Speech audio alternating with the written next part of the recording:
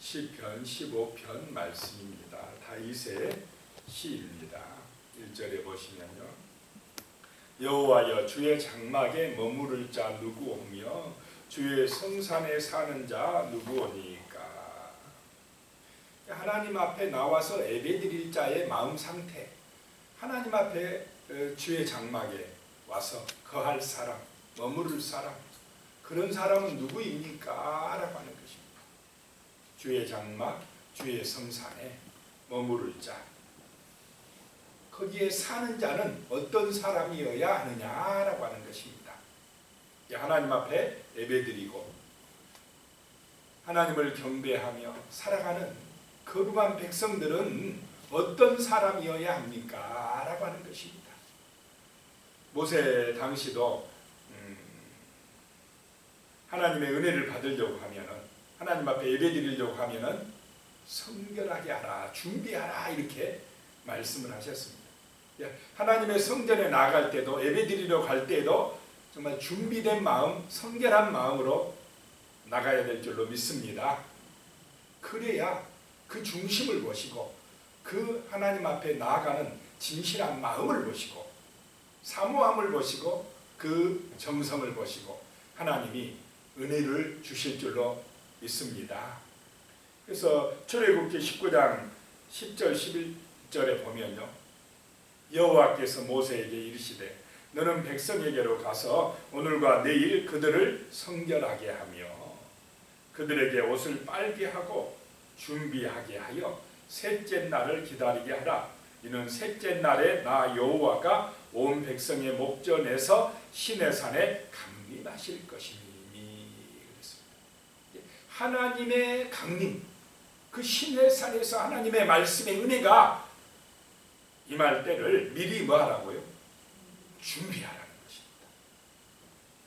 그래서 백성에게 그렇게 하라는 것입니다. 그들을 성결하게 하고 그들의 옷을 빨게 하고 몸과 마음을 또 깨끗하게 준비하게 하여 그 하나님의 강림하심을 기다리게 하라라고 하는 것입니다. 이것이 바로 예배자의 자세인 줄로 믿습니다. 하나님의 성산에, 주의 장막에 거할 사람의 자세요, 태도다는 것입니다.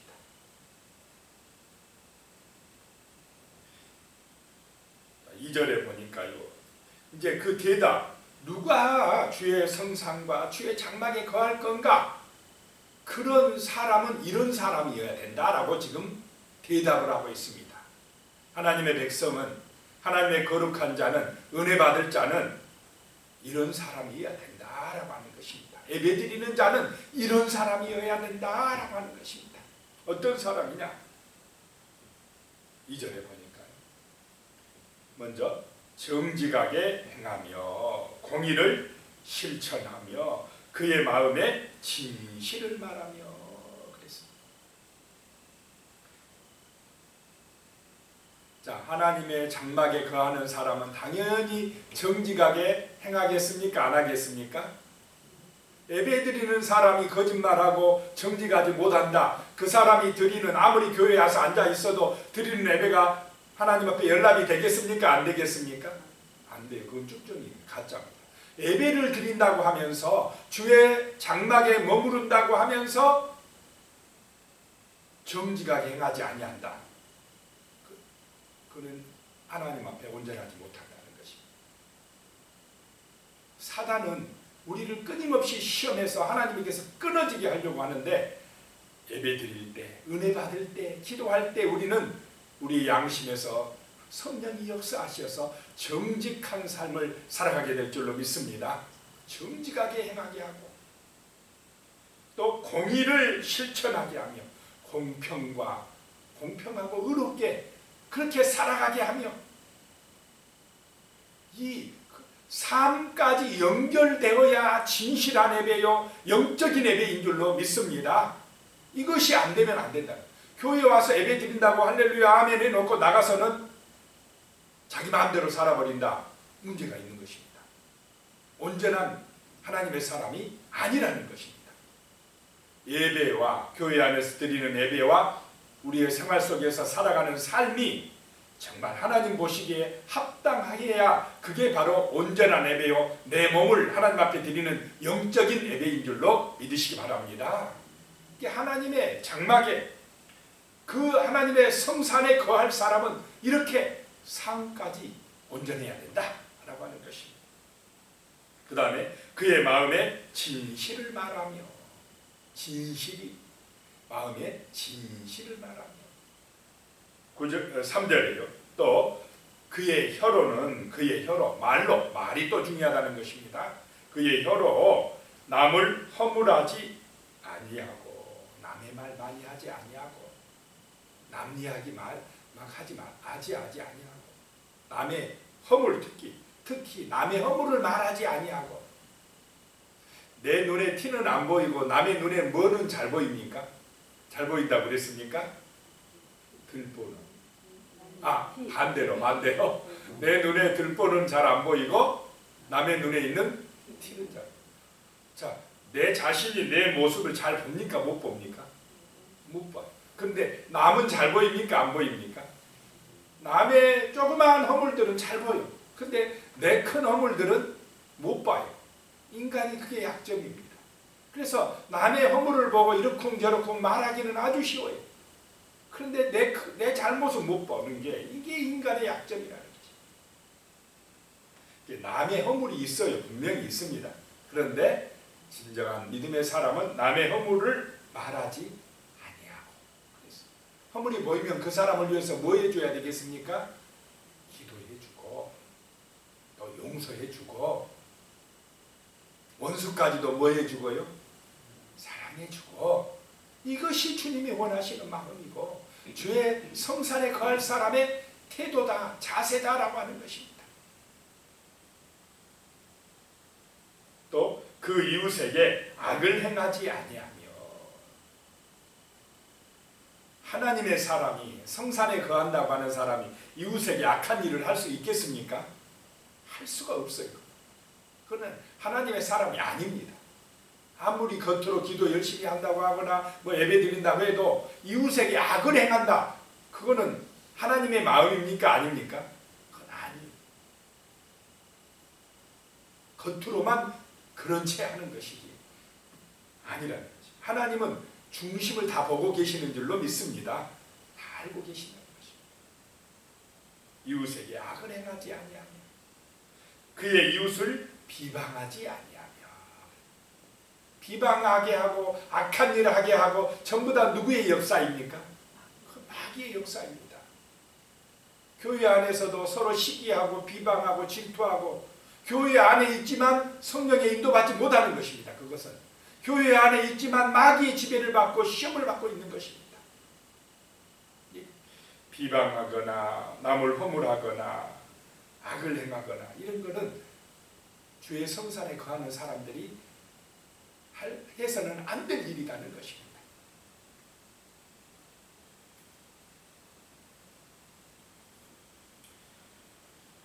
그래서 우리의 혀로 남을 허물하지 말고 그 이웃에게 악하게 말하지 말고 비방하지 말고 그래야 된다는 것입니다. 이것이 하나님의 사람의 자세다. 그 다음에 4절에요.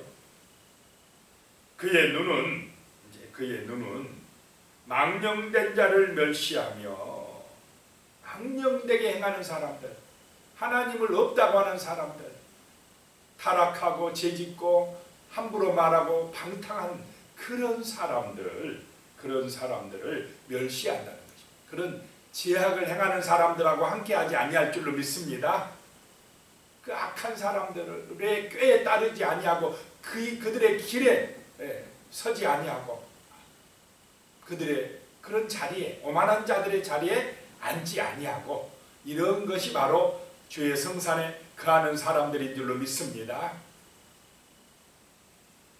그들이 그 망령된 자를 멸시한다는 것이, 또 여호와를 두려워하는 자들을 존대하며. 하나님을 경외하는 사람들, 진실하게 예비하는 사람들, 말씀을 전하는 사람들, 이런 사람들을 뭐 한다고요? 존대합니다. 자, 우리 성도님들께서 목회자라고 저를 정말로 귀하게 여겨주고 사랑해 주시고 이렇게 하는 이유가 무엇입니까? 하나님의 말씀을 전한다고. 부족한 것도 있고 연약한 것도 있지만은 하나님의 말씀을 전한다고. 여호와를 두려워하는 자들을 어떻게 한다고요? 존대한다. 이것이 바로 하나님의 성산에 거하는 사람들인 줄로 믿습니다. 하나님의 백성들을, 하나님을 신실하게 믿는 사람들을 존귀하게 여겨준다는 것입니다. 그래서 특별히 성도들끼리 서로 존귀하게 여겨줘야 될 줄로 믿습니다. 그것이 하나님을 사랑하는 사람의 표다는 것입니다. 성도를 귀하게 여길 줄 알아야 된다는 것입니다. 세상 사람은 육신적으로 인간적으로 보고 사람을 겉만 보고 평가하지만은 하나님은 정말 하나님을 경외하는 사람들을 존귀하게 여겨주시는 줄로 믿습니다. 그 외모를 보지 아니하고 진실한 믿음을 보고 계시는 줄로 믿습니다. 그 진실한 믿음을 보고 하나님이 존귀하게 여겨주신다는 거죠. 그래서 하나님을 두려워하는 사람들을 존대하는 사람, 귀하게 여기는 사람이 바로 주의 성산에 거하는 사람이다라고 하는 것입니다. 또 그의 마음에 서원하는 것은 해로울지라도 변하지 아니하며 그랬습니다.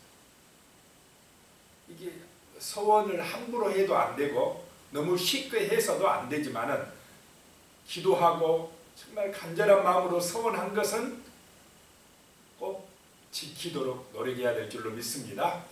함부로 서원하면 안 되지만은 정말 기도하면서 하나님 앞에 하겠다고 결단하고 서원한 것은 지키도록 노력하라라고 하는 것입니다. 한나가 아이 낳게 해달라고 기도하고 아이 낳으면 하나님 앞에 뭐로 바친다고요? 나시린으로 평생 바치겠나이다 이렇게 서원을 했습니다.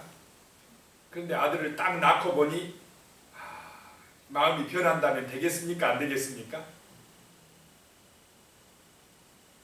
그렇게 정말 소망했던 아들을 딱 낳았는데 떼어놓고 이렇게 떼어놓기가 쉽겠습니까? 어렵겠습니까? 그러면 자칫하면 마음이 어떻게 됩니까? 마음이 변해가지고 아이고 그건 옛날이고 어떻게 떼어 못하겠다 이렇게 하지 말라는 것입니다.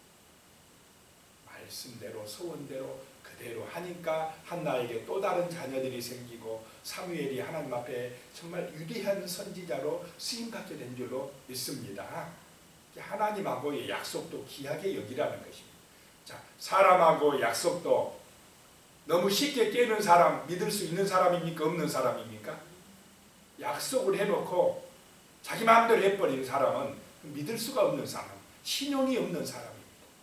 마찬가지로 하나님한테 약속한 것이 소원인데 그것을 너무 쉽게 하는 것도 문제고 또 막 해놓고는 그냥 자기 마음대로 바꿔버리고 그래버리면 그거는 하나님 앞에 온전한 사람이 아니다. 주의 성산에 거하는 사람이 못 된다라고 하는 것입니다.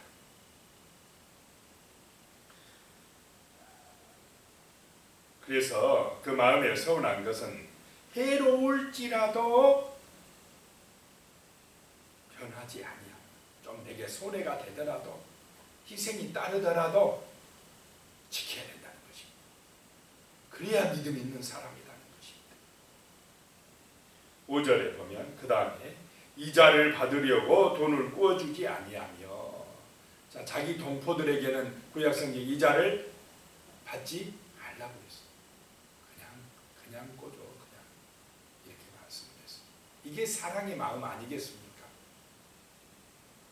그 다음에 뇌물을 받고 무죄한 자를 해하지 아니하는 자이니 뇌물 받고 재판을 굳게 하지 아니하니 온전한 재판을 한다는 것입니다. 진실하게 재판을 한다는 것입니다. 누가 뇌물 준다고 그 사람 그냥 편들어줘 버리고 이렇게 하면은 온전한 재판이 되겠습니까? 안 되겠습니까? 안 되고 제약된 세상이 되고 타락한 세상이 되고 만다는 것입니다. 그래서 진실한 믿음의 사람, 주의 성산에 거하고 주의 장막에 머무를 자는 이런 지금 10가지 정도 나오는 이런 일, 이런 삶의 태도, 이것이 바로 예배자의 태도다라고 하는 것입니다. 이런 삶을 살아야 된다는 것입니다.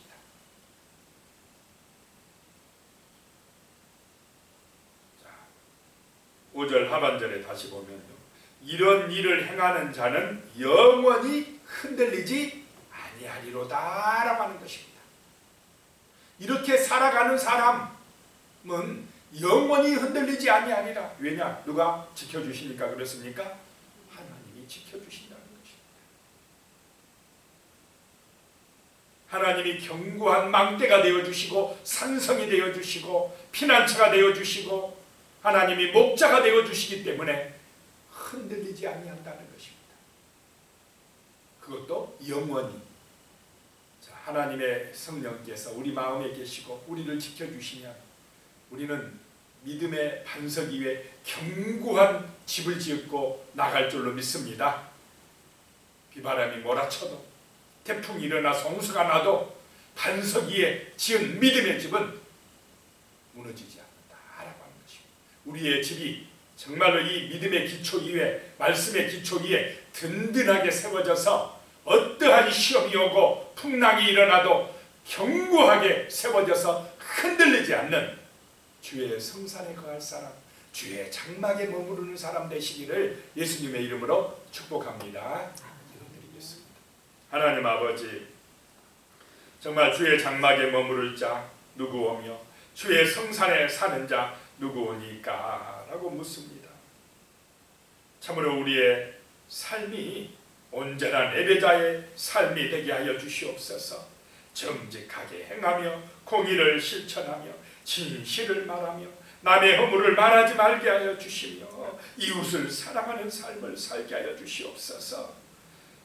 우리의 눈은 망령된 자를 멸시하게 하여 주시고 하나님을 사랑하는 사람들을 존귀하게 여기는 그런 눈이 되게 하여 주시옵소서. 아버지 하나님, 참으로 우리의 삶이 아름다운 삶이요 하나님을 기쁘게 드리는 거룩한 자의 삶이 될 수 있도록 사랑과 은혜가 충만한 삶이 될 수 있도록 도와주시옵소서. 우리 주 예수 그리스도의 반석 위에 믿음의 집을 견고하게 지음으로 또 그러한 삶을 살아감으로 영원히 흔들리지 않는 하나님의 백성으로 승리하는 삶을 살아갈 수 있도록 주여 도와주시옵소서. 예수님의 이름으로 기도드리옵나이다. 아멘.